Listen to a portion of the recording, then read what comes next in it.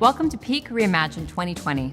While we are unfortunately not able to have you with us personally here in the studio, we are very excited to have you joining us virtually. On behalf of myself and the entire Google team, thank you for making the time. Before we begin, though, I wish to acknowledge the traditional custodians on the land in which we meet, the Gadigal people of the Eora Nation, and recognize their continuing connection to land, waters, and community.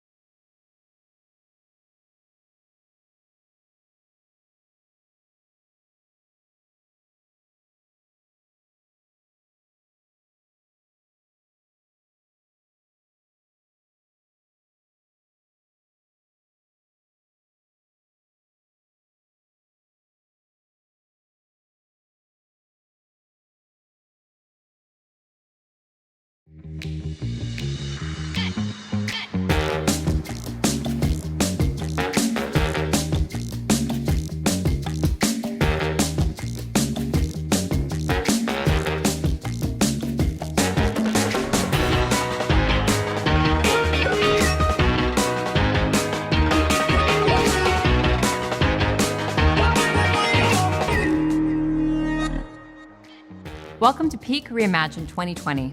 While we are unfortunately not able to have you with us personally here in the studio, we are very excited to have you joining us virtually. On behalf of myself and the entire Google team, thank you for making the time. Before we begin though, I wish to acknowledge the traditional custodians on the land on which we meet, the Gadigal people of the Eora Nation, and recognize their continuing connection to land, waters, and community. I pay my respects to them and their cultures and to elders past, present, and emerging. For those of you I haven't had the opportunity to meet, my name is Elizabeth Fox, and I help lead the Google Customer Solution segments for Australia and New Zealand.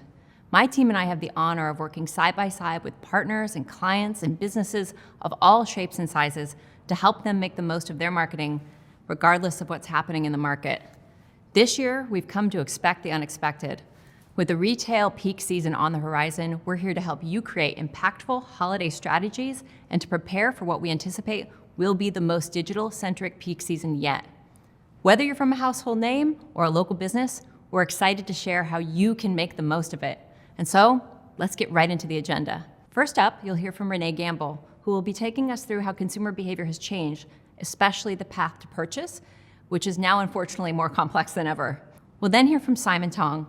He'll look at some interesting specifics regarding the acceleration of digital transformation that we're all seeing and its significance of the upcoming peak period. He'll also take you through last year's peak period and what insights we can glean coming into this year. We'll then move to possibly my favorite part, when we'll be joined by our customer panel, where I'll be sitting with my friends Dan Ferguson from Adore Beauty and Ken Kennedy from True Alliance. We'll be discussing how they have navigated the past couple of months, but also how they have approached business challenges and shaped them into opportunities. Beck Watts will then wrap up our session for the day by taking you through the how, aka the products that are going to help you achieve your peak period objectives. This is the session that is going to help you transition ideas into actions. And finally, we'll be giving you a chance to get your questions answered during our live Q&A session with all of our speakers. So please don't forget to submit your questions via the chat functionality below and upvote the ones you really want us to answer. Thanks for being on the journey with us. It's sure to be fantastic. Over to you, Renee. Good morning, everyone, and welcome to our Retail Academy for 2020. My name is Renee Gamble, and I lead our retail, technology, and telecommunications verticals for Google Australia and New Zealand. Now, when we look back on this year, what will we remember? How will we characterise 2020, and what defined 2020, the year that was? Based on the first 6 months, I'm sure we're going to have to say, well, of course, bushfires and COVID, definitely e-commerce, and of course, who could forget the great toilet paper fiasco of 2020? But seriously, 2020 is shaping up as this year of transformational e-commerce, and rightly so. Consumers have moved online en masse, and retailers are both serving and remediating against this tremendous digital and e-commerce activation. If we just look at essential services like grocery, e-commerce has grown over 100% in so many regions globally. Closer to home, Victoria, non-essential services are truly living and breathing this experience of having to shut their doors until the 13th of September this year. For omni-channel retailers operating in such difficult times, e-commerce and e-commerce enablers like Click and Collect have just become so critical. But let's ask ourselves, is this an increase in digital engagement a revolution or an evolution? Every day, Australian consumers are engaging with digital channels to be inspired, to explore, evaluate and purchase. And COVID has really just simply accelerated this fact. Now, regardless of whether your business is purely online or omni-channel, to win in retail, you must win in digital. And to do so by anticipating changing consumer needs and capturing this volatile demand. At Google, our mantra is to focus on the user and all else will follow. And so today, I'd like to shed light on 3 consumer trends we need to consider as we reimagine our peak season in 2020. So there's going to be more digital engagement, messy and at times complex purchase journeys, and movements impacting how we shop. Looking at this year, just in April, 200,000 new Aussie households shopped online. And I would say a really exciting new insight to emerge over this period is the generation of new or first-time online shoppers. It was actually the over 50s age cohort who came online for the very first time. In fact, according to the Boston Consulting Group, or BCG, baby boomers and silvers now make up 34% of digital purchases. That's compared with 25% in 2016. Through our own Kantar Shopper Pulse study, we've also learned that 27% of the over 40 market now has an Amazon Prime membership, and that's up by 107% year on year. So heading into this year's peak season, we really need to reimagine what a great user experience or UX and communication strategy looks like for these really, really different segments. So how you approach a social media savvy mum homeschooling her primary age children while wrangling remote work, exercise, family, friends, commitments, etc. It's going to be really different to how you're going to engage with the 65-year-old gardening enthusiast who might still be on their digital L plates.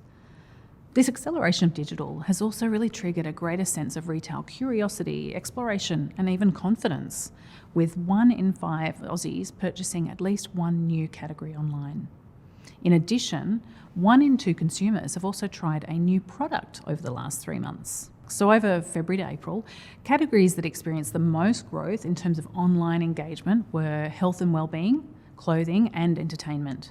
But moving into May and June, the change of season really saw a much deeper engagement in apparel, particularly comfort clothing, which we all have become too familiar with these days. But then as we moved into end of financial year period, we saw engagement in car parts and accessories, along with this heightened interest in outdoor and recreational goods, clearly demonstrating our frustration with the indoors now yearning to get out.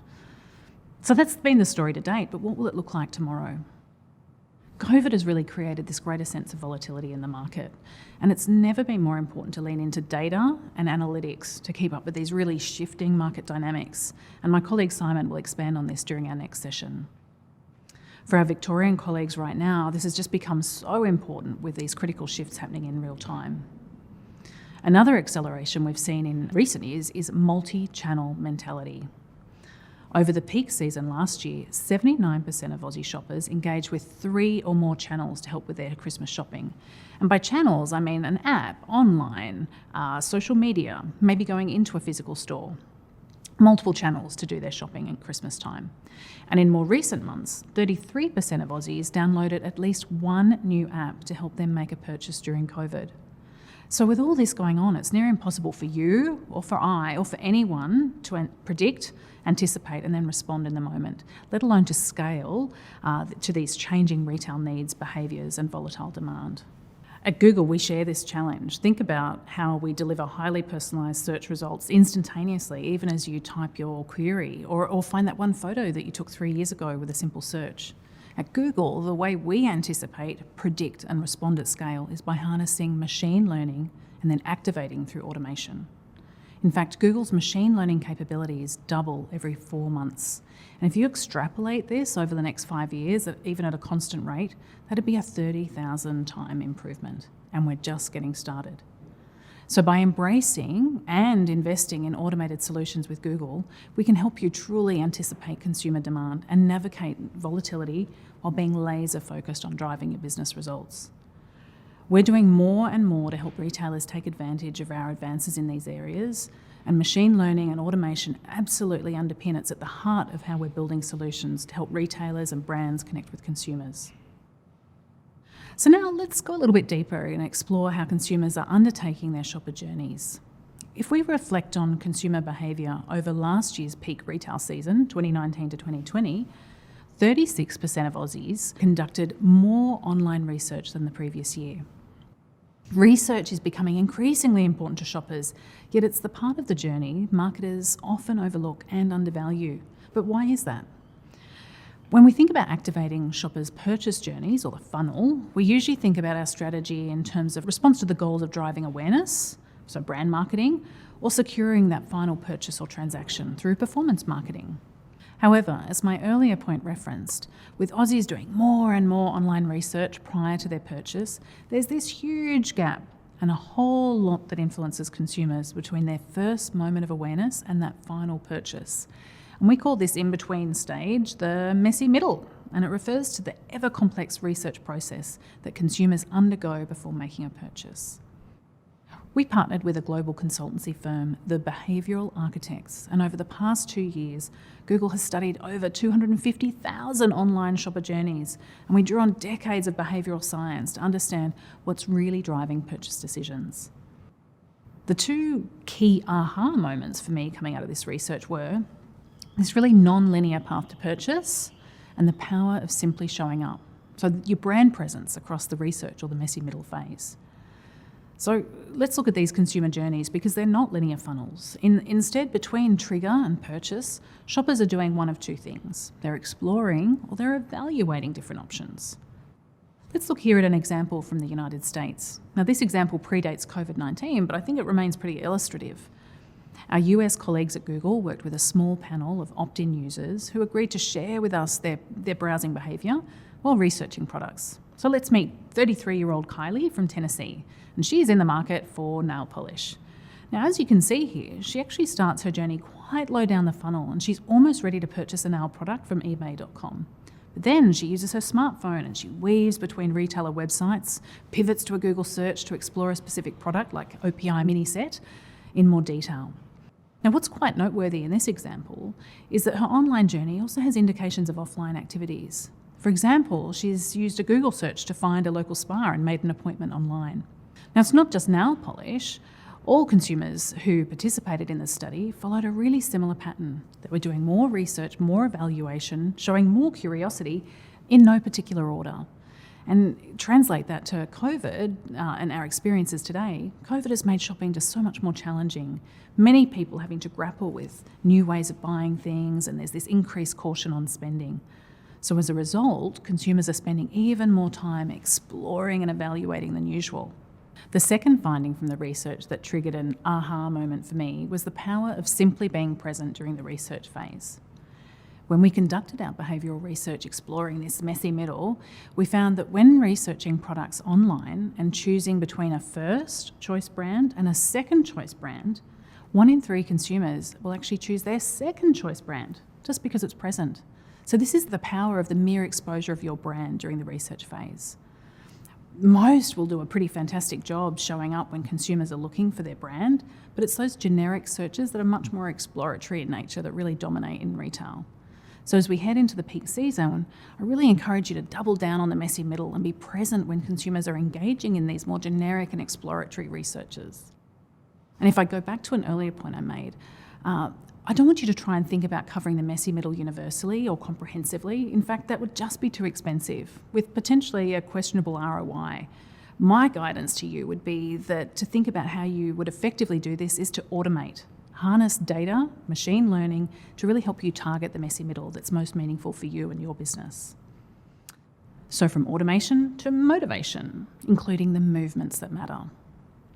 For all of us, in amongst the chaos, the good and the bad, there have been silver linings during this COVID period, but economic volatility over the next few months and over our peak season will be a reality we'll need to face. And this has been particularly tough for Victorian retailers in recent weeks, have had to really dramatically reduce or transform their omnichannel offering and in so many cases close their doors. The hashtag stay-at-home movement in Australia has and will continue to have this profound impact on the retail sector, for good and for bad. And if we look at Melbourne and Sydney as an example here, we see this sea of red representing the suburbs hardest hit by COVID, at least in economic terms. And for these suburbs in red or deep red, what we see is there's a high probability of experiencing income loss. The more likely they are to have small or medium levels of savings to cover financial losses. And for those suburbs in the really deep red, it's most likely that they've not been compensated by government support packages. But more broadly, 46% of Australians claim to have already experienced their household being impacted by COVID-19. And as a result, I really think this value-driven segment will be even greater in size and influence than in previous years. Timing is also critical. 1 in 2 Aussies are now paying more attention to products on sale, which makes these sales events increasingly important for the value-driven shopper. In fact, 1 in 3 Aussie shoppers are more likely to increase their spend over Click Frenzy, Black Friday and Boxing Day. The final trend I want to touch on is the importance of local. Based on our internal data, we've consistently seen over the past few years a growing number of searches such as near me and opening hours, indicating people are looking for things when they're shopping locally. But in today's climate, local could mean different things. In an omni-channel context, local represents general convenience and the ability to find us and enter a store fast. So in this peak season, I really encourage you to value and invest in the digital media that is going to drive shoppers into your store, assuming your store's open, of course. because 89% of peak season shoppers will research online before they go and transact in store. But local is more than just convenience. For so many shoppers, local actually relates to a higher social purpose. In recent months, shoppers both locally and globally are executing more what we'd call pro-social behaviours. So 61% of Aussies are claiming that shopping at a local store is really important for the community. And 57% of Aussies are now paying more attention to the origin of their products. So I really encourage you to proactively communicate all of the great things that you're doing and think about how this new sense of kind of community connectedness might impact both the type of merchandise you're stocking as well as the brand messaging that you're promoting. And really think, are you leveraging the full potential of all of your ad formats as well as your creative to do so? We truly need to reimagine our peak season in 2020 because we will be confronted with more e-commerce shoppers who are really diverse in age and will be highly motivated by value, more online research and category volatility, that kind of messy middle, and more movements that will really influence what we take to market and how we want to communicate. So anticipating changing consumer needs and capturing volatile demand by activating smarter digital solutions. Thank you. And now I'll pass on to Simon Tong. He's going to dive a little deeper into how you can activate with Google. Thanks, Renee, for sharing more about how the acceleration of digital in 2020 has triggered a greater sense of retail curiosity. What I found particularly interesting is how we're seeing more households, especially those who are over 50, coming online to more messy online research processes, challenging our traditional ideas about the customer journey. It's interesting stuff. Now, before we move on to the next session, a quick reminder to submit your questions via the chat functionality so I can ask them live to the speakers at the end of the morning. Now, over to you, Simon.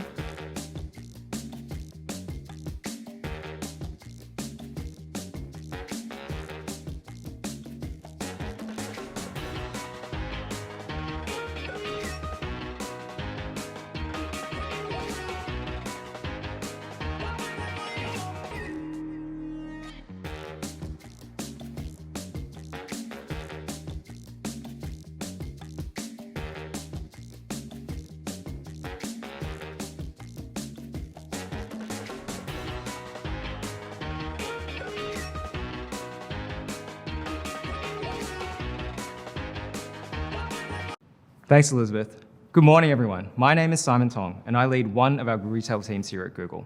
Thank you so much, Renee, for sharing the trends we're seeing on the ever-changing shopper journey. What an 8 months it's been since we wrapped up last year's peak season.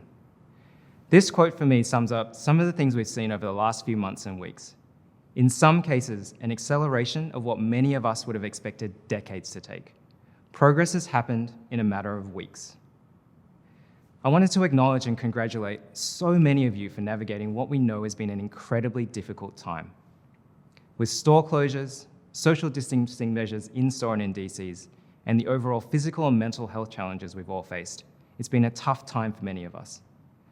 And in spite of these unbelievably challenging times, there have been some amazing and heartening stories that have come out of this, including one of my favorites, 99 Bikes, who anticipated and captured large swings in demand along with a number of supply chain challenges. Using analytics data, 99 Bikes were able to shift their focus to other product categories and transition to an omni-channel bidding strategy. They created scripts to inform Google Ads and implemented Store Sales Direct, the holy grail of attribution, to focus on profitability and in-stock products. This allowed 99 Bikes to achieve a 10-fold increase in return on ad spend, a 3 times growth in e-commerce, and a whopping plus 1,854% increase in overall sales. Well done on an amazing result, 99 Bikes. And the part of this story that I loved the most was that 99 Bikes were able to employ more people across Australia to cope with this huge increase in demand. And looking forward, the systemic changes in retail will continue. With most shops closed more than they've been open this year, it's no surprise we've seen a step change in e-commerce with over 75% year-on-year growth in April and May. And as Renee mentioned earlier, we know it's a forced acceleration. And this paradigm shift in consumer behavior is very well demonstrated by my 70-year-old parents who have just tried e-commerce out for the first time during lockdown. Did you know you can get this delivered to your door, Simon? Yes, Mum, I did know that. And while stores will always be important and play its part, where previously 5 to 10% e-commerce share of sales was seen as good, now 20 to 25% of sales could be the new normal. And over the last few months, big consumer behavior shifts have impacted categories. And we heard from Renee that 1 in 5 people have shopped new categories over the COVID period. We've never put together more jigsaw puzzles, thanks Gomo, and done more at-home haircuts. In fact, I've been cutting my own hair, and my son's, as you can see from the screen. So any feedback welcome. But I've been most disappointed that my daughter won't let me cut hers yet, and with this great result, I'm not sure why she wouldn't. But with restaurants and cafes closed, we've been mastering our culinary skills and baking more bread than ever before, and I did my first ever home workout too.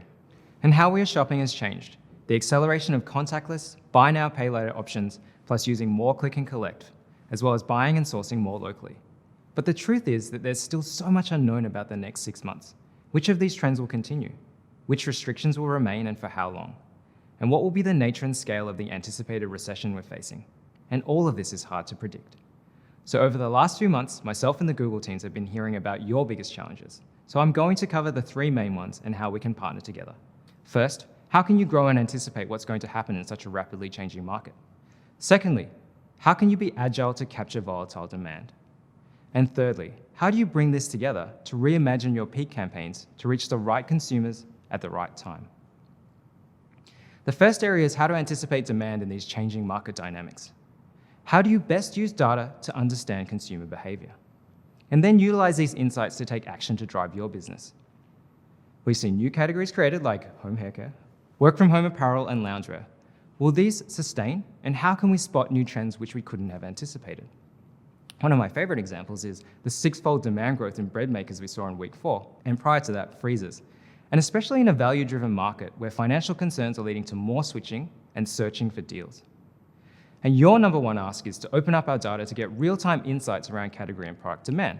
So last quarter, we launched Rising Retail Categories, a new tool to surface fast-growing, product-related terms to see what people are searching for. And later on, Beck will cover another tool called Performance Planner. And the key takeout here is there are a number of tools to help you identify these trends.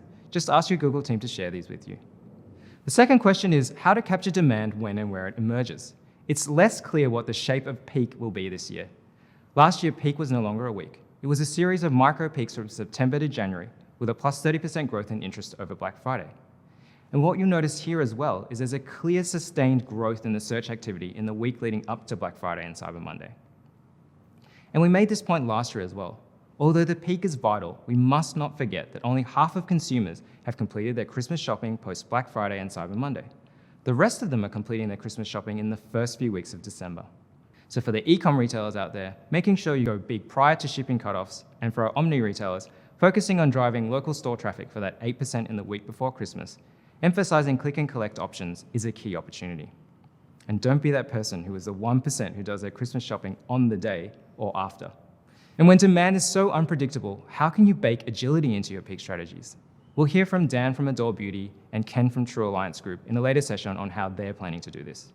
And from our perspective, what are the tools and solutions available to help take out the guesswork and speed up the response to new trends and demand spikes? And this is where technology can really play a role in speeding up response times. And we've seen this during the COVID lockdown period. Retailers using automated solutions were able to react in the moment, capture the unexpected demand, and deliver against revenue, profitability, and customer growth objectives.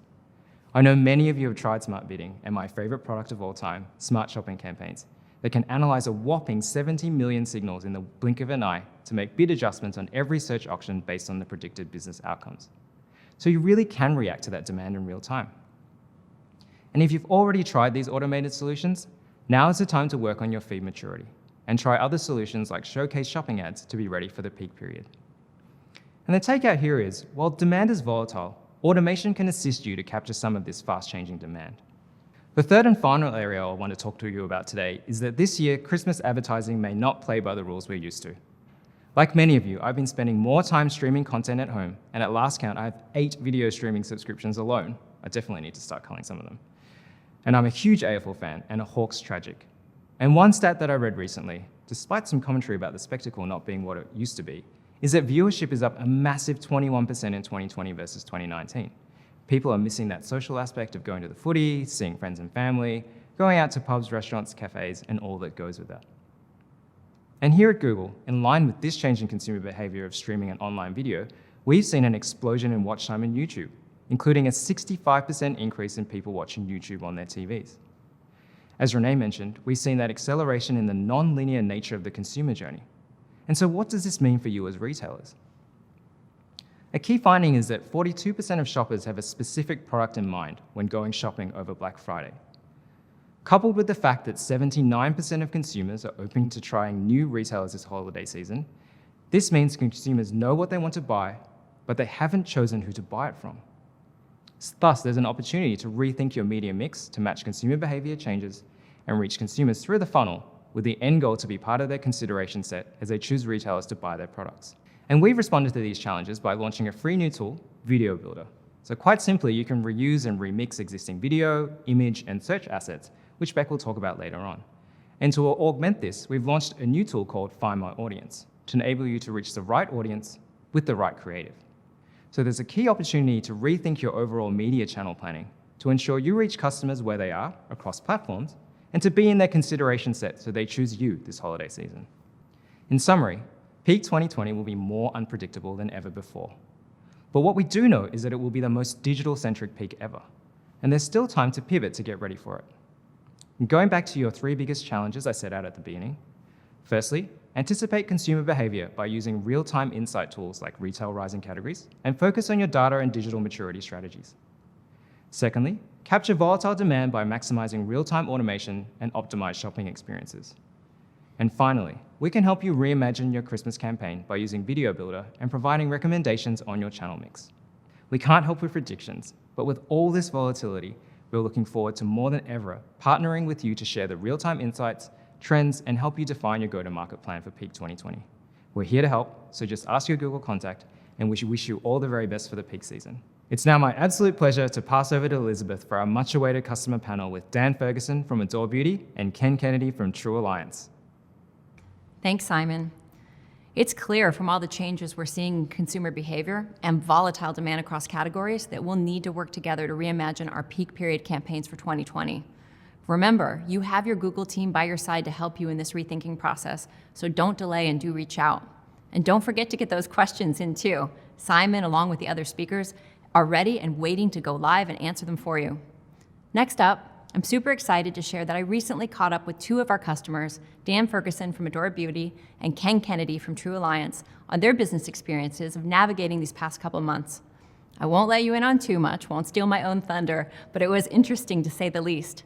You'll see that this was recorded remotely from our respective home offices in line with current social distancing guidelines. I had such a great time chatting with Dan and Ken, and I'm sure you'll enjoy their insights too.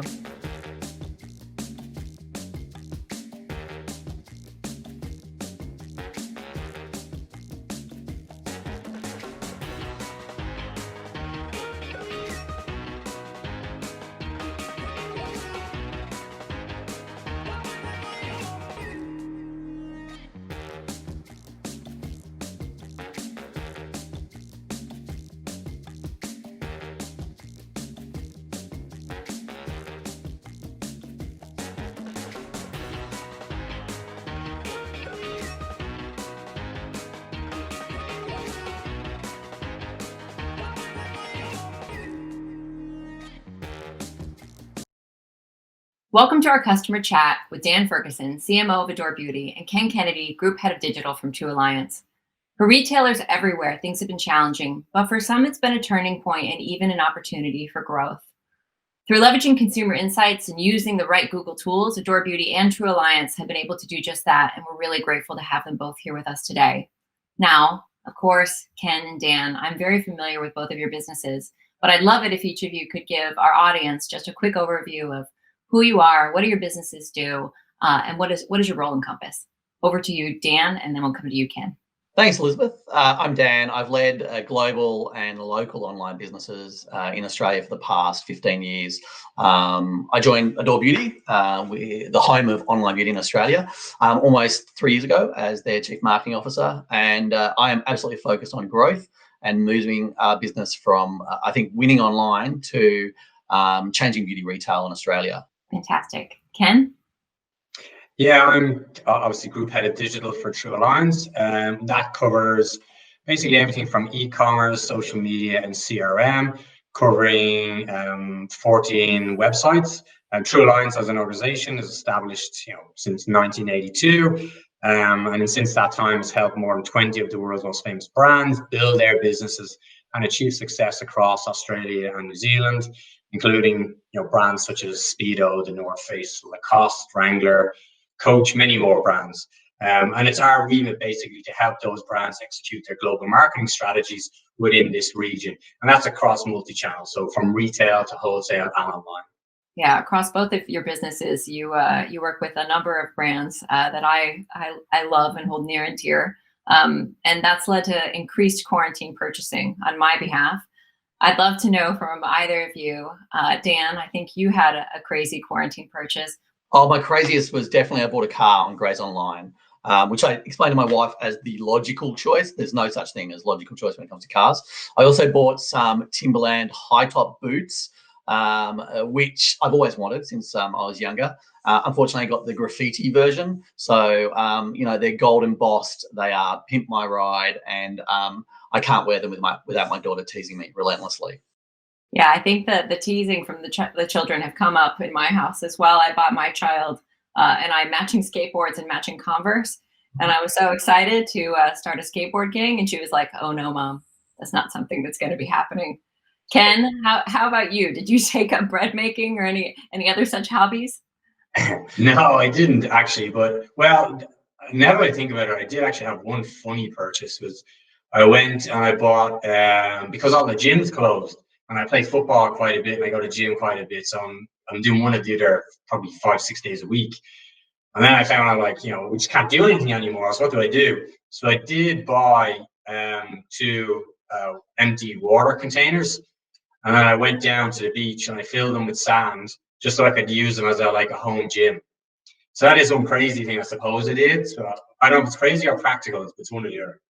It's probably a little bit of both, but I'll resist the urge to comment too much. Yeah.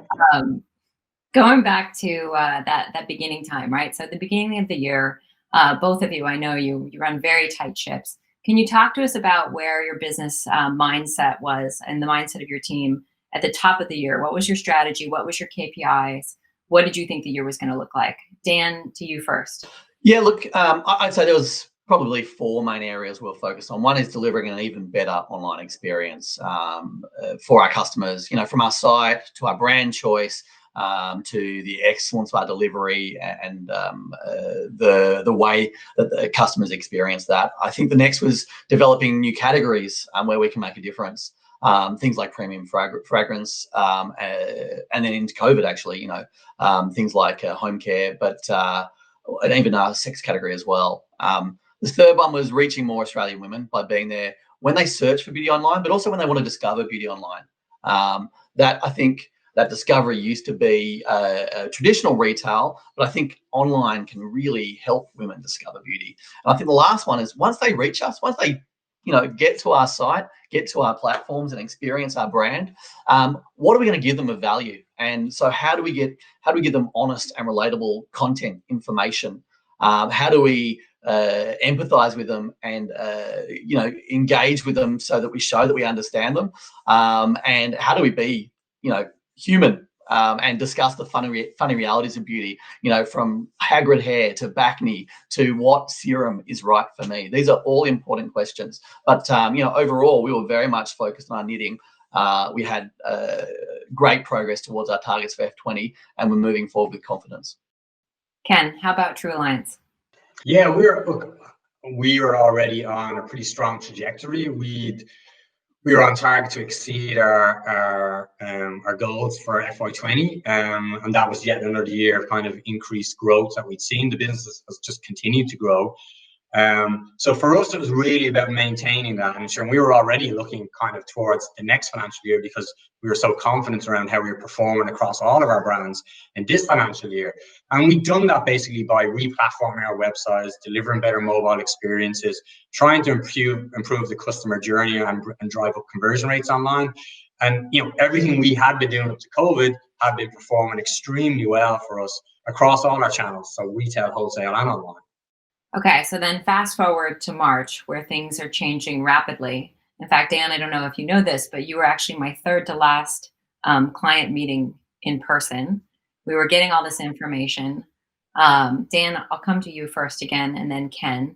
Dan, how was in March? How was your mind shifting, and how were you thinking about approaching the period? Right when it started to become clear what was going to happen. Yeah, if you cast your mind back to that, and it feels like eons ago, there was so much competing information, and a lot of stuff in Australia was coming from overseas, and so we were looking with anticipation to what, how large was this going to be, and what can we predict. And there was lots of different messages coming out. I think for us as an exec team at Adore Beauty, we went through that and okay, what is going to be important here? Because in all this change, we're going to need to have some rocks. And we pretty quickly narrowed down to, hey, there's two main priorities for us, and the first is the health and well-being of our team, and the second is their job security and the ongoing, viable operation of our business through this period of change. And that having that focus gave clarity to our team because we communicated on that basis on a daily, level.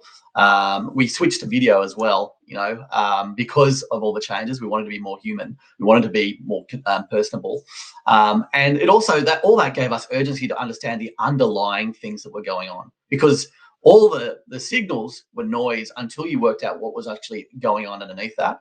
So, we saw big spikes in product categories, but were they going to be ongoing, or were they short term? And we saw customers bringing forward their orders. Did that mean that order level was going to be maintained, or were they going to be more concerned about the macroeconomic environment? So we were really saying, that I guess, to answer your question, what were the conversations? How do we prepare for the best, but also how do we prepare for the most challenging? Yeah. Ken, I think in your case, obviously True Alliance is an omni-channel retailer, right? With online and offline presence. Would love to hear your thoughts on that. What was your experience in March?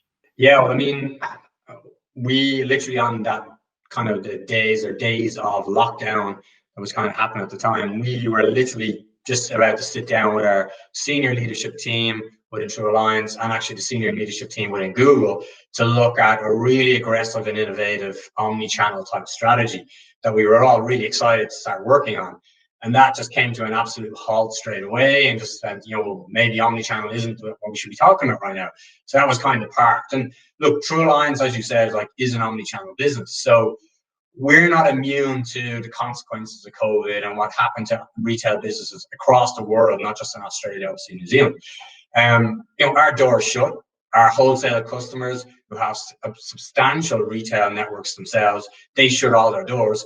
So for us, it was really the shining light became our online channel, but not just the shining light, but how do we actually sustain the rest of our business, being that online only represented traditionally a small portion of our entire business. So True Alliance, if you consider the amount of brands that we have, it's just a huge operating business on a year-on-year basis. And online's never going to make up the difference across everything that happens across retail and wholesale, but we can do our best to pull in a large chunk of that. And that's really what we try to do. So, we've seen over 600% growth across our online channels, particularly across some of our brands. And that was because of some of the key initiatives that we put in place and the ability to be able to be agile in a time when, it was just in flux. Like on a day-to-day basis, things would change, consumer behavior would change, interest would change. We tried to position ourselves that we could react as quickly as we could and try to deal with that. I hear what you're both saying about the fundamental shifts that happened so quickly. I've been in this market for almost a decade, and in that time, perpetually on a journey of helping people through their digital transformation, and things that have literally previously taken a decade, I've been seeing happening in weeks. To that point, Ken, you were talking about what was changing dramatically, it sounds like, in your e-commerce business as you shifted your strategy to online. Can you talk specifically for our audience about the specific and fundamental steps you took in that journey?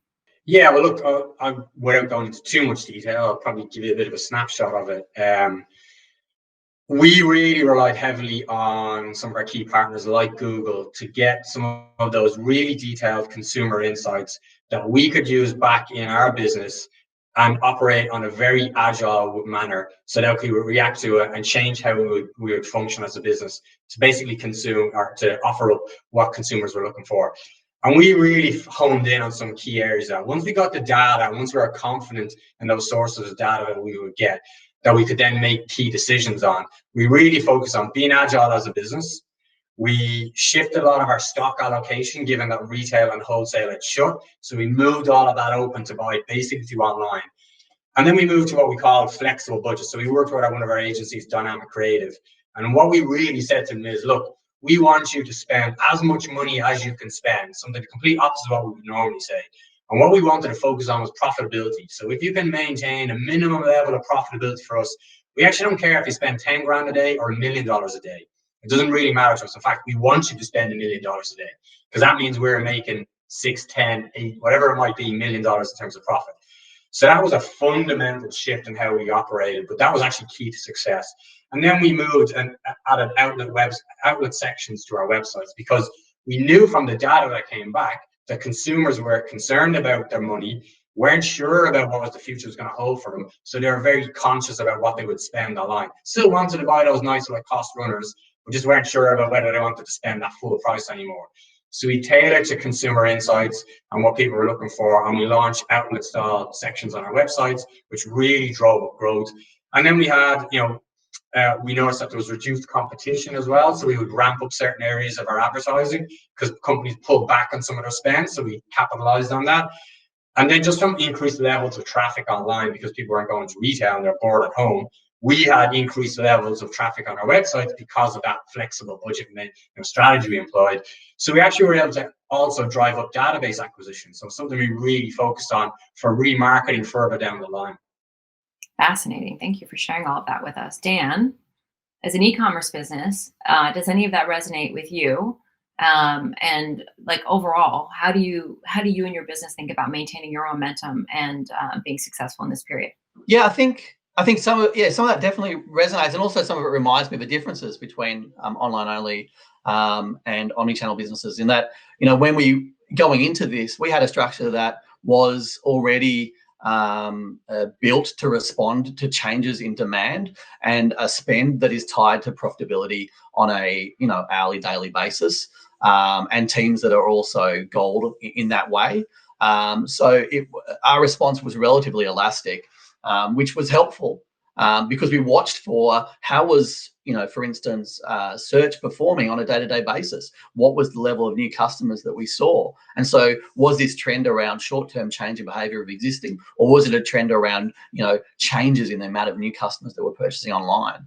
So I think the structures we had going into this were important for us, and they're a part of the thing that will help us, continue to manage through the change in the months ahead. I think the second thing that we did was, and what helped us through the period and helps us as a brand ongoing, and is listening and acting as a person, and being really authentic in the truest sense. So looking at all the information, what our customers were feeding back to us, what they were writing on requested feedback, but also what they were writing on social channels, not even ours as well, group forums, and then responding by changing, adjusting our tone of voice, adjusting what we posted, and moving a little back from strong pressure, promotions and campaigns, and also being open about our own response to this as humans. So, Kate going on our website, out through our channels, acknowledging that, hey, it's a time of such change and such concern, and beauty might not be the first thing on your mind. We like to think that it's really important for self-care. It's a moment of levity. It can be a moment of levity in your day, and these things are more vital than ever through this period. So we're going to keep on producing more content, and focusing on helping you purchase beauty and helping you understand beauty as well through it. But tell us, let us know. And so we listened to feedback as we went. I think that was really important. Being transparent was critical, because suddenly, your own service offer was changing. We had to flex both in terms of our capacity, but also work through, some pretty short-term changes. And fulfillment is not always built for really responding to very quick changes. So letting customers know, hey, we might be delayed by this number of days. Letting them know upfront, clear, on our homepage, so they didn't get to, later in the purchase funnel and discover it. Letting them know via social channels, and again, inviting feedback. I think transparency was, another important point. I think the next point that's been really critical for us is data, and data, both external data and our own data, merging them together and treating it not as a response, trigger. So, this is happening to us, but responding to data, but at the same time going, what's our top 3 hypotheses about what's happening here, and let's refine them. Let's get as much information as we can to boil that down to, hey, and this is where we arrived at. Hey, this is a fundamental change of a number of customers that are going to purchase online. We need to scale, our business to match that change in market around things like capacity, fulfillment, customer service, and then also marketing. And when we thought about marketing, we thought about it in 2 ways. One is this platform of flexibility that we had going in, which immediately responded to the enhanced number of new customers, the interest in online. And the other one was also building brand. Because if people were going online for the first time, that trust was going to be important. Understanding and brand perception was going to be more important than ever. And so how do we build brand in this market? What are the opportunities to do that? And understanding, that the market had a lot less competition in it and taking advantage of that as well. So I think those are some of the important points. There's some of the same things I think that we're going to carry forward ongoing, this constant use of data, but multiple data points as well to make sense of how we should react, but also how we should direct our outcomes over the months ahead. Yeah, I'm hearing from both of you a number of themes emerging, one of which is data, which makes me happy to hear, because I'm not sure if it's well known, but even within Google, when we had our shift, the January to March time period, we completely changed all of our KPIs to really refocus our teams on being able to provide data to our clients and our customers and our partners, to make sure that you had the sometimes day by day, week on week, certainly month on month view from our perspective of what was going on. We've talked a little bit about now what has happened. I'd love to shift the conversation to what is going to happen. So we're coming into this peak period, right? We're preparing for the holidays.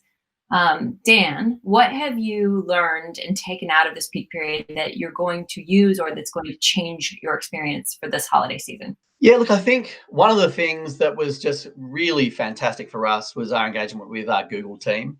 And I say that with no hint of embarrassment, because I know that we're amongst friends here. But our Google team just stepped it up. We went in terms of their frequency that we met with each other, but also the kind of way that they met our needs. And I know, Elizabeth, you just mentioned how you changed what you're providing customers. That's news to me, but I did see it. We did experience it, and we used that data and we used those conversations as a sounding board, and they were invaluable. And so I think when we go into this season, it's that same mix of external information and sources of data, combined with what we're seeing on our site and what our customers are telling us, to then inform weekly. Not daily, I think daily is pushing it, but weekly changes, adjustments, acting with empathy, so that you demonstrate as a business, as a brand, that you understand what your customers are experiencing and you don't act in a tone-deaf way.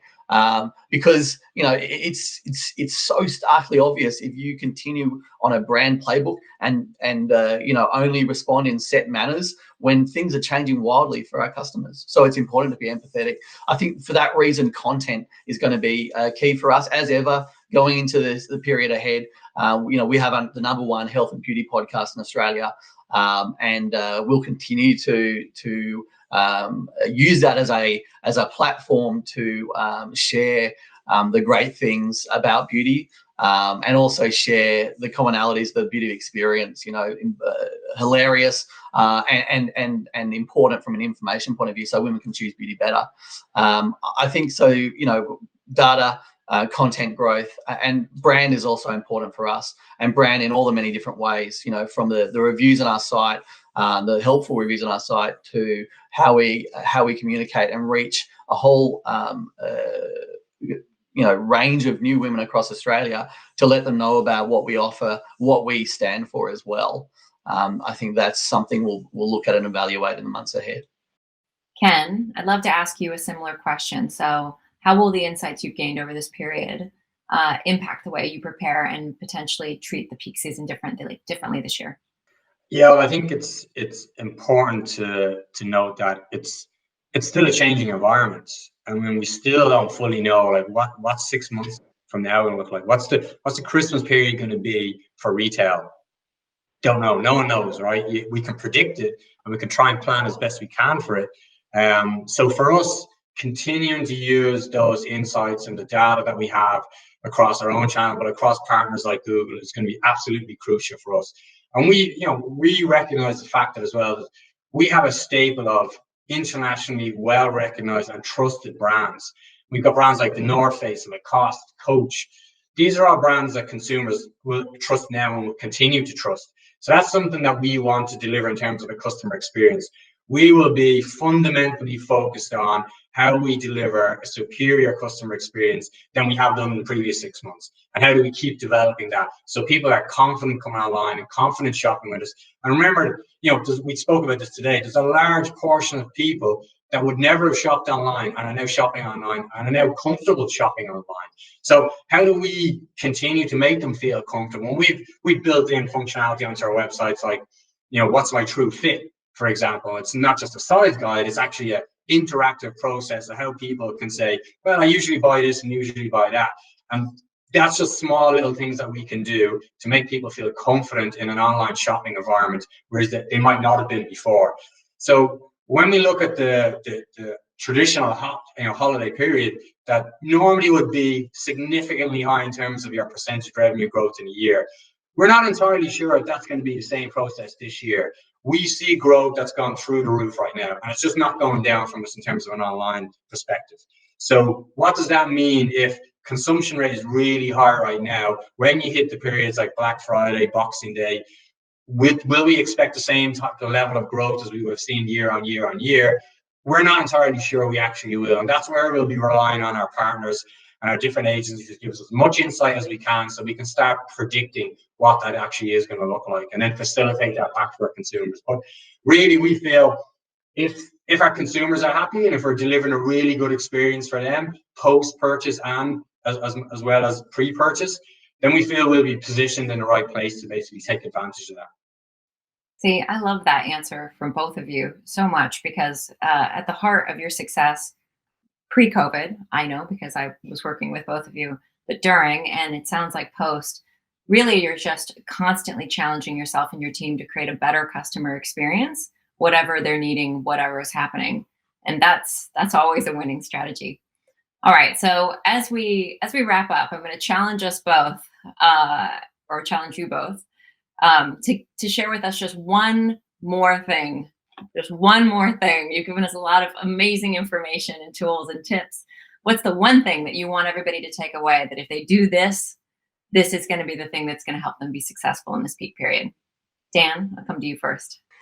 Yeah, it's so hard to choose, Elizabeth. They're all important. However, one thing I think that has changed for marketers, for e-commerce leaders, or been proven in this period is there's a new scope for us to lead growth in our businesses, to move from being creative leads and campaign interpreters or customer points of understanding to leading growth in a really true sense, because we have both a deep understanding of our customers every day on our sites, and we can also get external reference points around what's occurring from a macroeconomic. Match those two together, and you create the ability to completely change your view in the business around, well, this is our budget, but the conditions have changed, and so that budget is no longer relevant. If we stick to that, we are not challenging ourselves to the same percentage that we were before. If you're in online, it's that how many new customers are in the market, and so what is your rate of being appealing to them and drawing them into your business? And has that range changed as the influx of new customers has occurred? Be true to yourself and ask those questions. And if you're a retailer, if you're seeing a boom in your online channel, but your offline channel is suffering, what's your net gain? And so how do you manage your different channels to support your business growth or your business operation through this period? I think that's the key part, leading growth, and talking to each different function and giving them the data, which you've got as a marketer and e-commerce leader, to say, hey, fulfillment team, I know it's challenging to imagine increasing capacity or decreasing capacity because that's very relevant. But this is why we need to do it, because I've we've got a pretty good fix on what's going to happen, or what we think we need to manage around. This is the growth opportunity, or this is the need for us to change, and let's do this together. I think that's the thing that we've experienced so far, and I think that's a changing and exciting point for marketers and e-commerce leaders in general. I love that. I'm hearing know your business, be clear about what you're doing, communicate it to your team, and then make sure that it's working for your customers. That's fantastic. Thanks, Dan. Ken, what's your one final thought for the group today? One. Look, I think expect it to continue to be a frenetic way of operating across retail. Absolutely. It's not going to change. And the data that we know, that we look at on day-to-day, week-to-week basis that we spoke about, just shows that. So I think the number one thing, and something that we are quite conscious of internally within True Alliance, is being agile. If you can't be an agile business, you stay locked in, you go, hey, we built a plan though for this start of this financial year, and guys, we just need to stick to that, just stick to the plan. And momentum shifts, and consumer behavior shifts, and interest shifts, and economic factors drive your business in different ways, but you don't have the agility to move with them, then you're going to fail. Like, absolutely, you're going to fail. You need to have agility. There's a lot of bureaucracy within some businesses. There's lots of red tape. You got to cut through that. You need leaders within your business that can see that and are willing to say, hey, I'm going to rely on the experts in my business, my digital teams, my wholesale, my planning, my finance, and have the ability to make those shifts. Because if you don't do that, I can't see how a business can succeed in an industry that just changes day by day. So I think agility for me is probably the key thing that you need to layer across a business now. That's an inspiration for sure. Well, Ken, Dan, thanks so much for your leadership in your businesses. Talking about leadership just a moment there, your thought leadership here today. And honestly, in the market, we can only get through this all together. So we really appreciate you sharing with us today. And we really appreciate you, audience, going on the journey with us together. We'll see you in the next segment. Thanks again, Dan and Ken. I really appreciated our chat. And I'm sure that there are others here today that can resonate with you and your business's experiences of lockdown, and have possibly even picked up a couple of tips in preparing for this peak season. Now, last but certainly not least, over to you, Beck.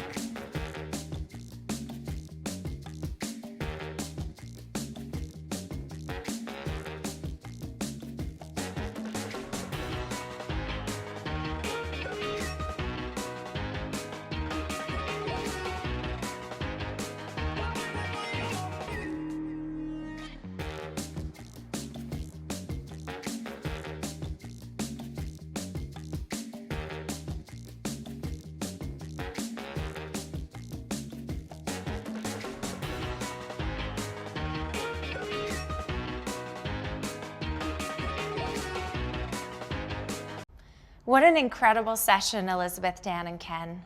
Some insightful sharings that can be put into practice immediately. Hi, my name is Beck, and I'm the market lead of omnichannel retail here at Google. I'm going to be taking you through the final session before we enter into the live Q&A with Elizabeth. In this session, we're going to cover how the changes in market and consumer behavior can be used to creatively inspire consumers about what to buy and where to buy from.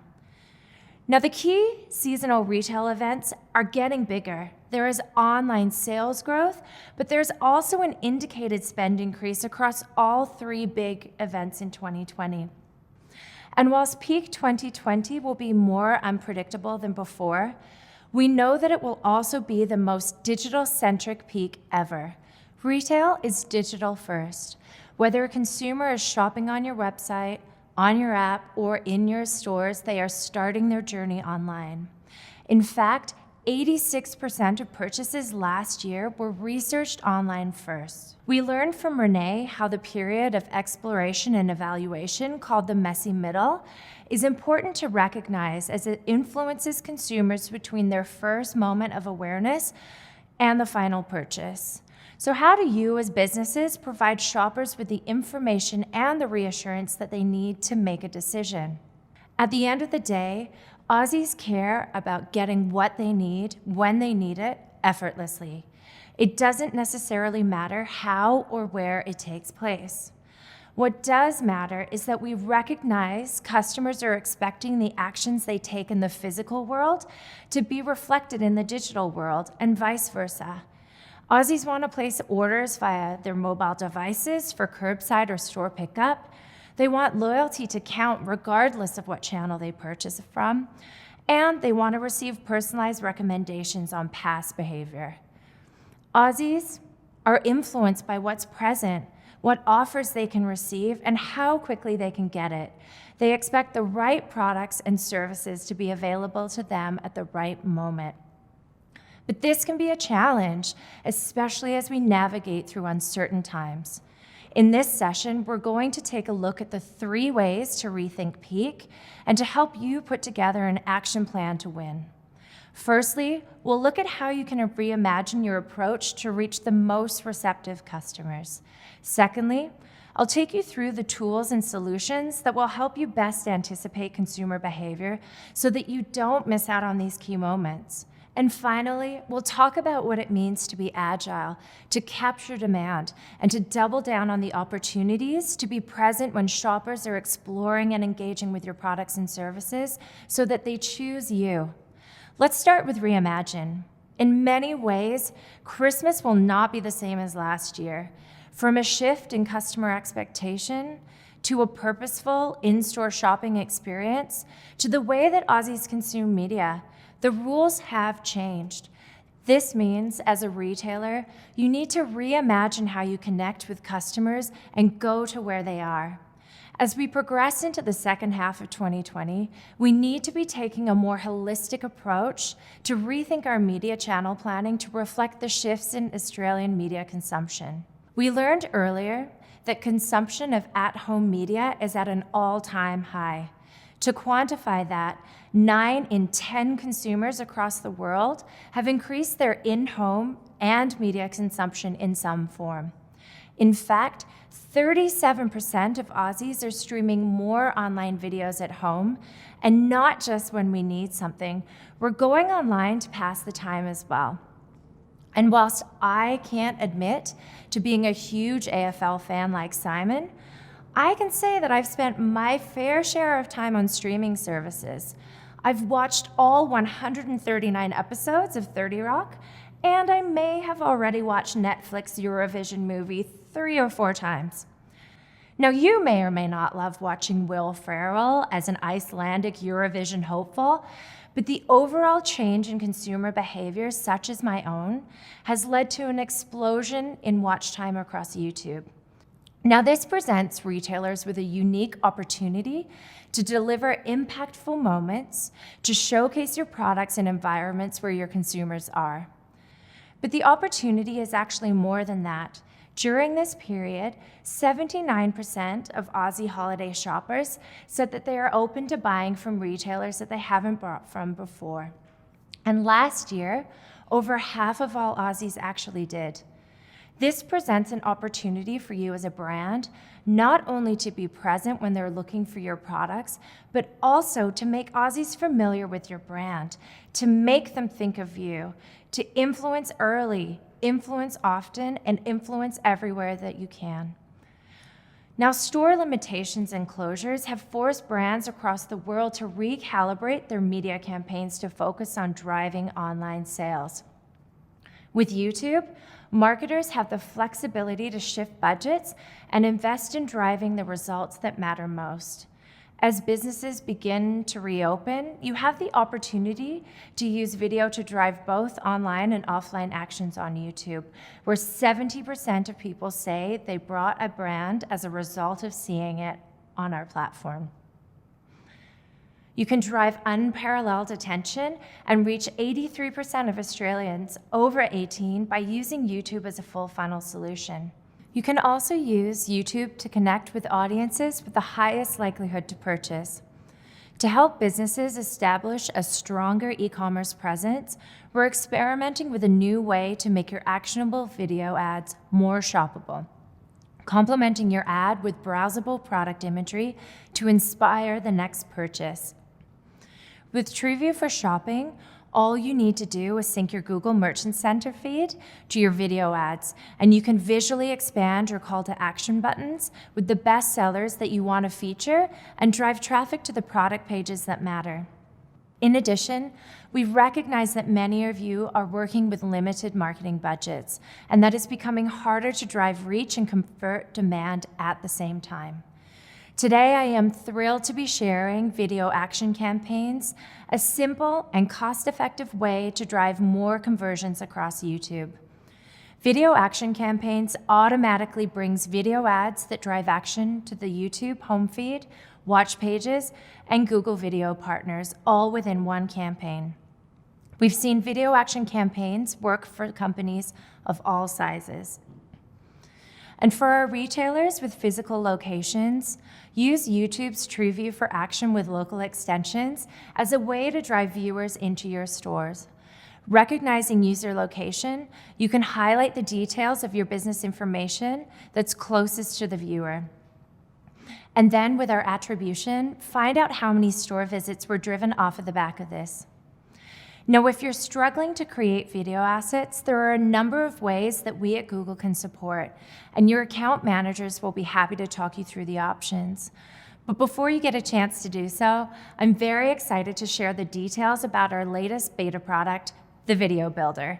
Fast, easy, and best of all, free. It's a beta tool that animates your own assets, your images, your text, and logos with music from our library. You can choose from a variety of layouts based on your message and goals. You can customize the colors and fonts and quickly generate a short YouTube video. So if you're a restaurant and you want to communicate changing hours, if you're a retailer promoting a sale, or a supermarket highlighting new services like curbside pickup, Video Builder will be your best friend. Talk to your account managers to get on the beta so that creative assets won't hold you back from how you rethink your media channel planning as you pivot in line with the shifts in media consumption. Following the need to reimagine Christmas and the way that we advertise, our next pillar is built on the need to anticipate demand in these changing market dynamics. How do you best use data to understand consumer behavior and utilize these insights to take action to drive your business forward? First, we can start our planning by understanding consumer and market trends. Earlier, Simon shared the rising retail category trends reporting that all of you have access to. And this surfaces fast-growing product-related terms so that you can find the new opportunities for your business. But we also have Performance Planner and the Retail Categories Beta, which allow you to get a holistic view of your very own presence on Google Search. Performance Planner helps you find the right balance between your daily budget and bids to ensure the most efficient growth possible. And the Retail Category Beta can show you comprehensive category insights across text and shopping campaigns. Use these together to lay the foundations for your strategic growth. However, for the moments that we can't predict, these moments of volatility, we need to rely on the foundations of automation. Automation also helps us effectively cover the messy middle. Previously, trying to cover everything universally and comprehensively would have been way too expensive and way too time-consuming. So harness the data and the power of machine learning to help you target the audiences that are most meaningful for you. Remember that simply showing up can impact decision-making when customers are exploring and evaluating. Automation can support your strategy during the unpredictable moments when these random trends for products like bread makers can erupt. Now, communities worldwide are in various stages of responding to COVID-19, and the things that people want and need can differ significantly. A user's location, the time of day, and the search query are all just some of the signals that indicate their likelihood to purchase. And it's nearly impossible to take all of these signals into account for each and every shopper in real time with manual optimizations. By adopting automation, businesses can anticipate and can capture shoppers across any moment. That's where automated bidding can help. Smart bidding takes out the guesswork, and it helps you drive the best results for your campaign. In addition to this, you can use smart creatives as your growth strategy. Smart creatives enable you to drive more meaningful connections through relevant messaging, making you more helpful. Now, in addition to our current roster of smart creatives, we're introducing new ways to further personalize and curate your responsive search ads for today's shoppers. You can now dynamically highlight sales and time-sensitive deals with a countdown and get suggestions on how to promote online availability, shipping, and returns. Ask your account managers for more details on this new opportunity. Now, the final pillar is being able to capture demand when and where it emerges. We know that digital channels are the central point for consumers, connecting them to your products and services, helping them find what they need regardless of where they want to buy it. Calling back to the finding that Renee referenced, we found that when researching products online and choosing between a first choice brand and a second choice brand, 1 in 3 consumers will choose their second choice brand just because it's there. This is an opportunity heading into our peak retail season to double down on that messy middle and be present when consumers are engaging in more generic and exploratory research. Showing up on search really does matter. So optimize your shopping experience across the digital touchpoints to close the gap between trigger and purchase. Whilst we're compelled just by a brand being present, 85% of global shoppers also say product information and pictures are important to them when deciding which retailer or brand to shop from. We know that today's abundant choices and limitless information make the buyer decision process anything but linear. For your ads to succeed, they need to first win and then defend consumer preference throughout the shopping journey. One way to achieve these goals is to pair relevant ads with visually rich and engaging content. To help you grow online sales with your search ads, we've launched an image extensions beta. You can easily add high-quality, rich assets so shoppers can quickly see products to consider and then take action faster. With image extensions, you can upload your beautiful imagery or automatically curate them from your website with machine learning. Hugo Boss used image extensions with responsive search ads, and they saw a 2.5x improvement in return on ad spend and a 5% bump in click-through rates. I know many of you have tried smart shopping campaigns, which, like Simon, they just might be my all-time favorite product.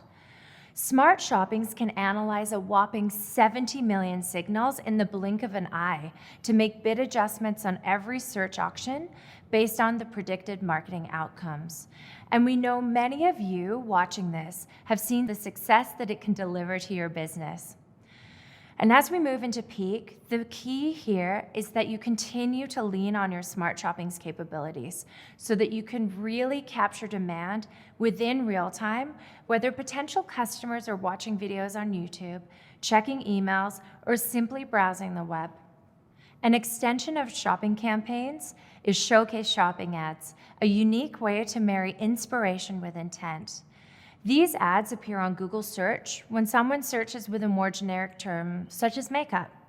Then Showcase Shopping Ads show relevant products together with lifestyle images that you choose to represent your brand or business.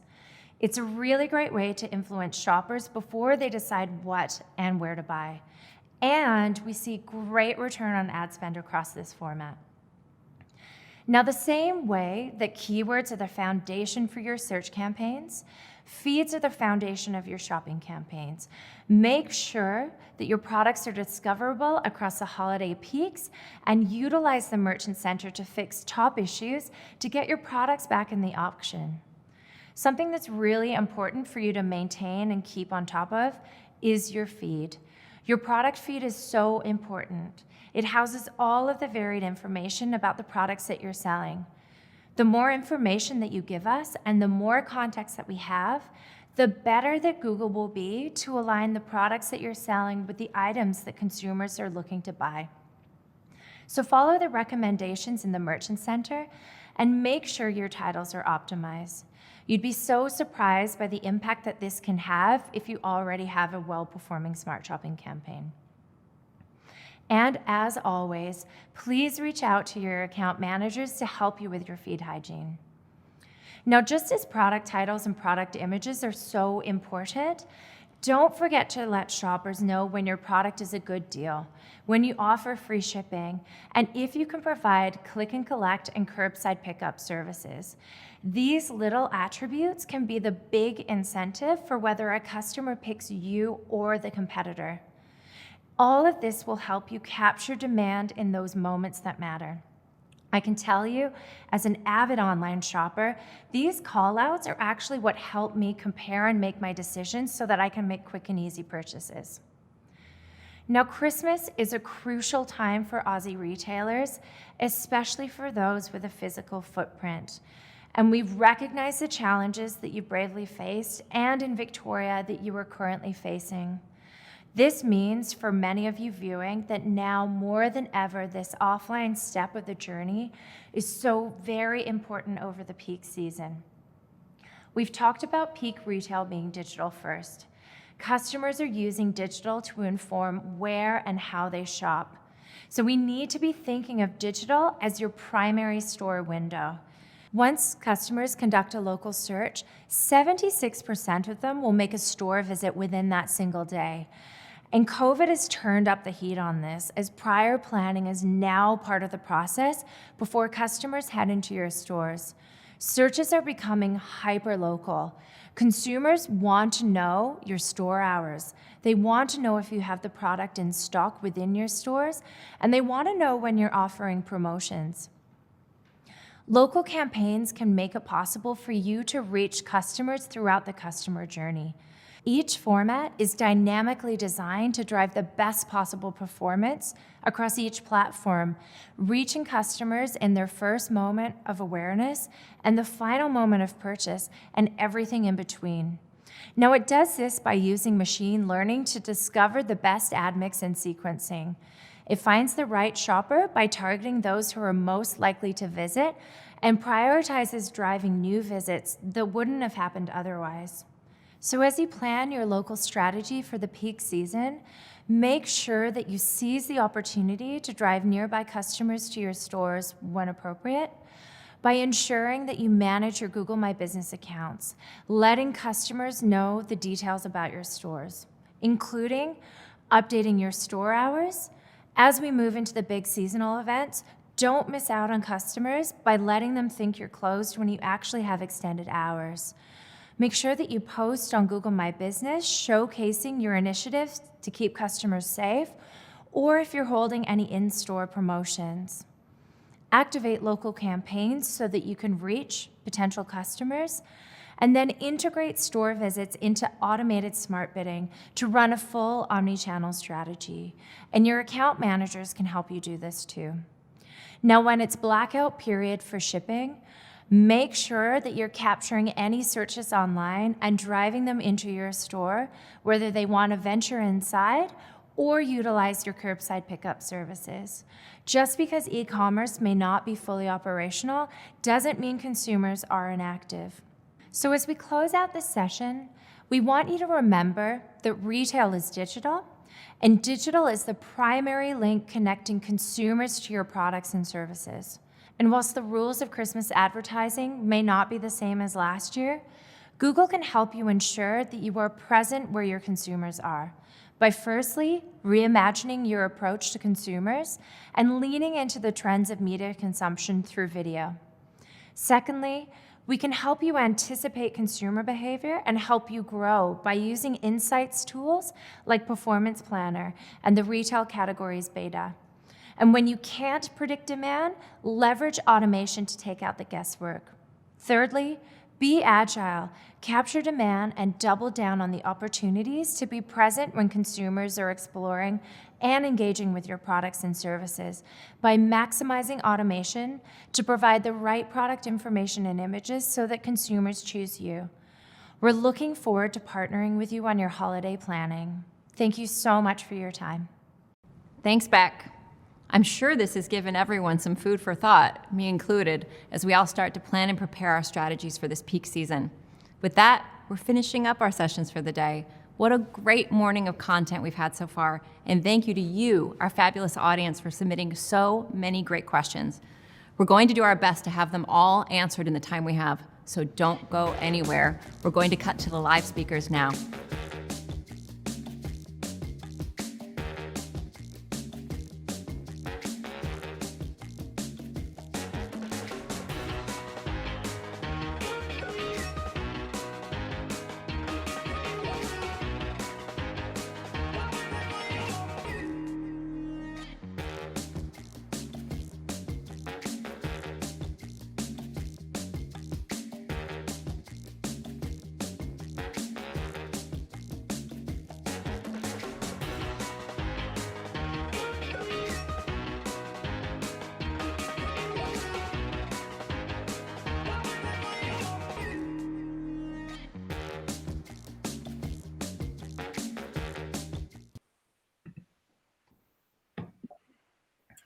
Renee, Simon, Beck, thank you for joining us. What a great morning of content we've just had.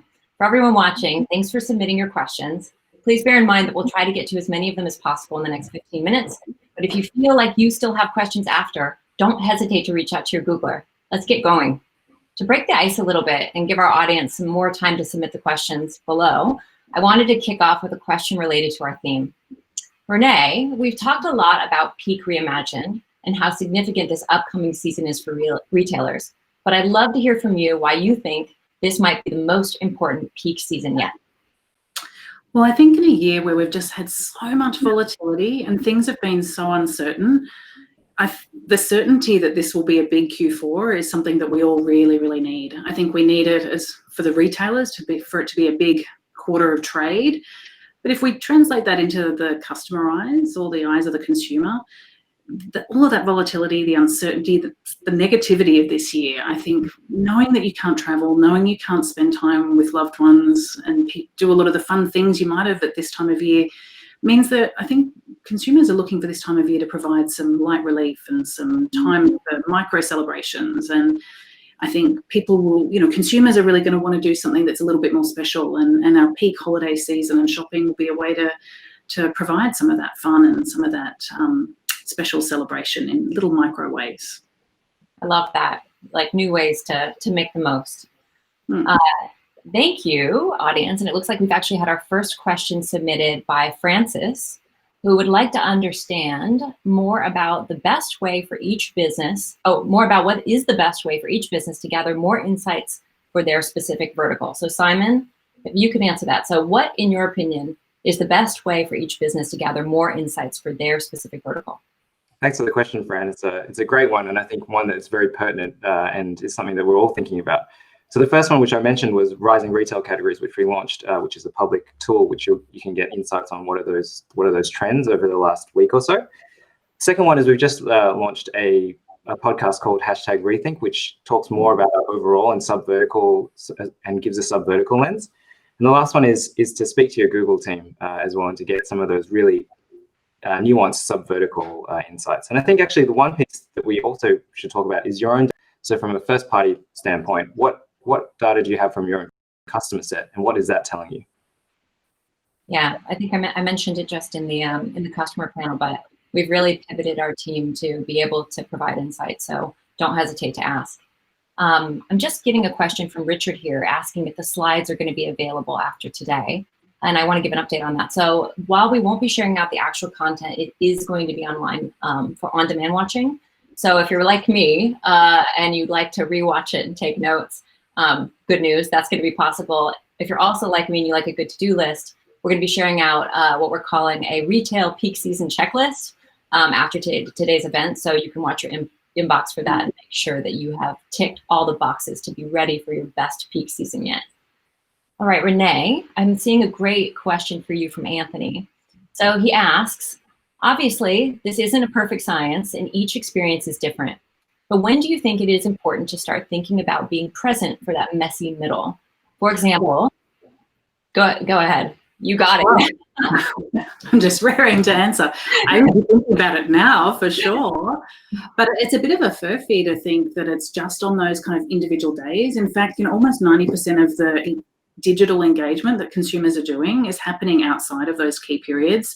And so we start to see the ramp happen quite a long way out, but I would say there's really serious momentum that really picks up from the first week of November for sure.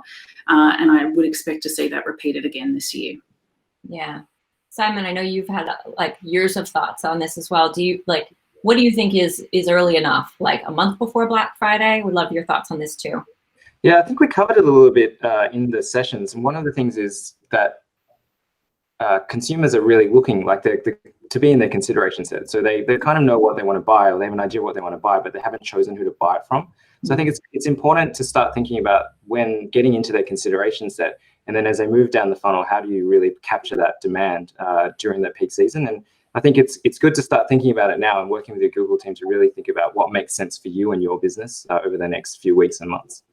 Yeah. And think about it being that messy middle, right, Simon? I mean, this is people will be shopping a lot earlier, but not necessarily buying just yet. So they'll definitely be looking and exploring and evaluating.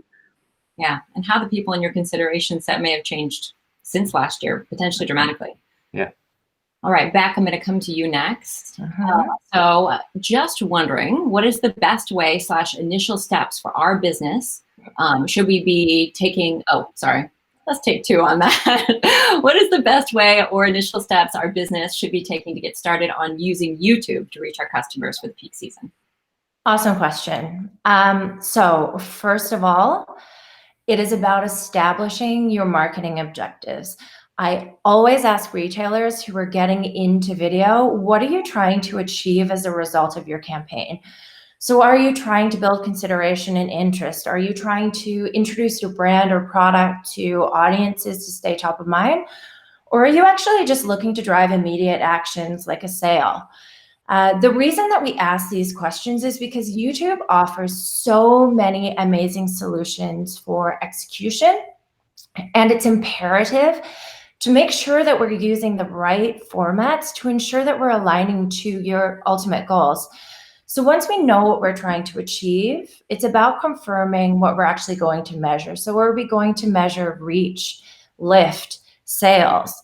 And from there, it's getting into selecting the formats that will actually help you achieve and get the results that you're looking for, which then leads the conversation into creative assets. And actually, this is where we're seeing retailers are facing some of their biggest challenges.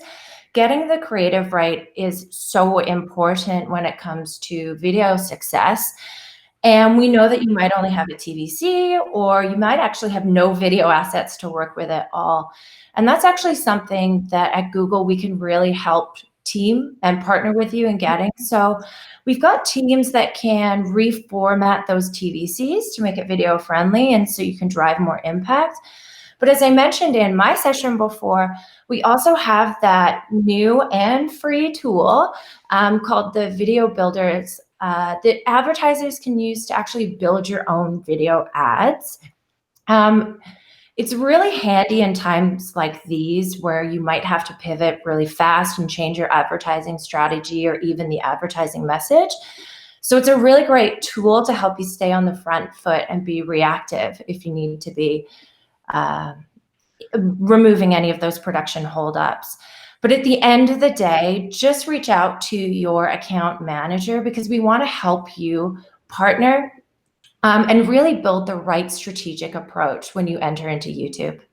Yeah, I love that, Beck. You kind of touched on a really important topic there, and that is that the internet isn't a vacuum and that the best strategies can pivot. The tool you mentioned is a really great way to, once you've outlined your strategy, gotten a couple creatives out there, to then be able to recut really easily and efficiently to make the most in midstream if it's working. Beck, I'm actually going to stay with you with another product question, time related to shopping. So question is it safe to assume that showcase shopping ads can be a great tool to generate traffic and therefore be a part of the messy middle strategy that my business can benefit from? Yes, it is exactly the tool for that. So The majority of traffic that actually comes through from showcase ads is brand new. It's new visitors who may not actually be familiar with your range or your product selection. So yes, use it as a way to reach customers who, let's say they want to look for activewear, but they don't know exactly what kind of tights they want. It's a great way to put your brand and your product in front of someone that's not quite sure yet. Yeah, I love that, especially as our omni opportunities are temporarily lessened. You want to make sure that you're in the browsing consideration set as well. Okay, Simon, going to come to you next, related to that. So considering that we're looking at a longer period of different peaks rather than just one peak, and you chatted through that earlier in detail, what do you think retailers should do to ensure they're set up for the marathon rather than just the holiday sprint? Yeah, it's we heard from Dan and Ken in their session about how they married. There's a few things. I think there's three things. One is like marrying the insights that you see externally and internally. So the data that you have from your own database, but also the stuff that the insights that we can provide. And then thinking about how we do know that the peaks are going to be quite bumpy and kind of more peaky over the next few weeks. And I think automation is going to play a big part in that around smart shopping campaigns and smart bidding to analyze those signals those 70 million signals in the blink of an eye. And I think the last piece is exactly the same as what Beck touched on. So the consideration set, so being in that consideration set to make sure that they know who you are and that they're considering you as they go into these buying seasons. Definitely. All right, Renee, Sethu has asked a question for you. Have you seen any trends with respect to Australian consumers preferring to buy from international versus domestic retailers? And if so, what do you think are the drivers?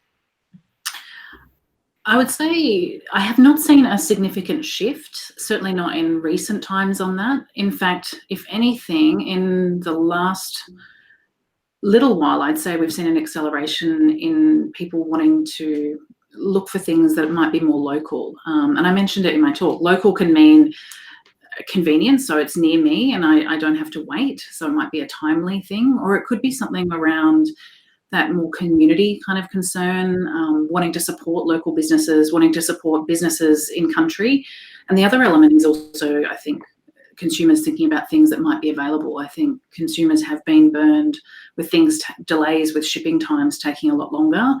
And it's interesting actually to think about, or even to observe, just how much more aware of shipping timeframes and supply chain issues consumers are today than they ever were 6 months, 12 months ago. So I think people are taking things like availability, shipping times into account as part of a consideration set in a way they wouldn't have previously. And that certainly weighs against offshore purchases. Yeah, that makes perfect sense to me. And I think we even saw that, prior to the current state of affairs, especially with the holidays. Just took me 4 weeks to get a book from the UK. That's definitely not a risk I'm going to be taking in time for my daughter's Christmas stocking. Yeah. All right. One thing to add there is that some of the restrictions have also meant that people are really, that community spirit is the local, like really local, like within your neighborhood is really starting to spike. And that's something that we've been seeing a lot too. Love that. Hopefully we see even more of that. All right. This is our last question. Beck, I'm coming to you to close this out. So we seem to be getting a lot of interest on the tool side in terms of some of the other tools to help us all get ready. You had talked about the performance planner. What's the easiest way for an advertisers to get access to that? Awesome. I love the performance planner. If any of you were part of Ads Academy about a month ago, that's something I talked about. But for those of you who aren't familiar with performance planner, just to let you know, it's a tool that helps you find the right balance between your daily budget and your bids. So it's helping you ensure the most efficient growth possible. Basically, it's how can you drive more conversions across different spend scenarios, and it uses machine learning. So you'll be pleased to know that retail advertisers already have access to the tool. It's sitting there in your ads account. You just need to go into tools, click on the planning dropdown, and it's hanging out there with the keyword planners and the reach planners. What you can use it for, though, is to see forecasts for your campaigns, understand the opportunities in the seasonal periods that we're talking about, and also kind of manage your budgets across accounts and campaigns. So once you're in the tool though, you just go in, you select the date range and the key metric that you want to see results for. So that could be conversions or maybe it's clicks. You'll then be taken to a forecast page where you can start to build out your plan. If you love the plan, then you can actually really simply implement it through Ads Editor. And it's actually pretty easy to use, and you can have a lot of fun playing around with it to get a view on all the possibilities available to you. That's fantastic. Yeah. We've seen some pretty incredible results as well. And we've had a lot of advertiser feedback that they're finding great solutions out of it. So it's definitely something to play around with if you haven't already. Yeah, I've had a number of conversations with advertisers about it already, and people just rave about it. Really simplifies something that previously used to be just have a lot of touch points and quite consuming. So thanks for that. All right, friends, it looks like our time is up already. That's a wrap. Thank you to all of our beautiful speakers. It's been wonderful chatting with you. To our wonderful audience, I hope you found the last 90 minutes insightful and engaging, and personally leaving with so much inspiration. As usual, if there's one thing you can take away from today, please let it be that you're not on this journey alone. Your Google team and everyone on this call is here to partner with you. We're not just here talking heads. Your business is our business, and we want to be with you to help make it your best peak season yet. Thank you again for making the time to join us, and we'll see you next time.